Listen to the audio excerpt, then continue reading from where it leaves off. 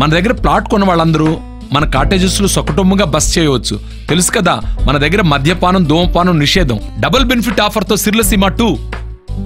AP బీజేపీలో టికెట్ల గొడవ మొదలైంది. టికెట్లు దక్కకుండా కొందరు అడ్డుపడుతున్నారంటూ ఆశావహులు మండిపడుతున్నారు. సీనియర్ నేతలు సోము వీర్రాజు, సత్యకుమార్, కిరణ్ కుమార్ రెడ్డి లాంటి వారికి టికెట్ రాకుండా రాజకీయాలు చేస్తున్నారని ఆరోపణలు వినిపిస్తున్నారు.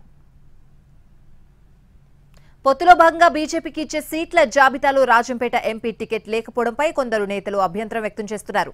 అయితే కొందరు వ్యక్తులకు టికెట్ ఇవ్వడం కోసం పార్టీని ఇబ్బందులోకి నెట్టడం సరికాదంటూ మరికొందరు అసహనం వ్యక్తం చేస్తున్నారు.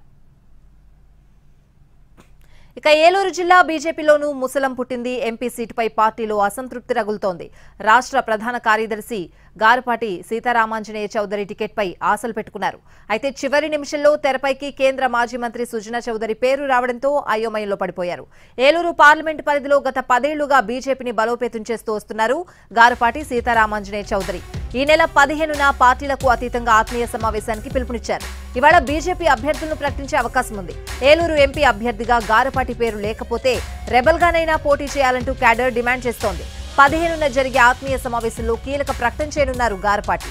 మరోవైపు ఏపీలో జరుగుతున్న పరిణామాలపై అసహనం వ్యక్తం చేస్తున్న కొందరు కమలనాథులు అధిష్టానానికి ఫిర్యాదు చేస్తున్నారు.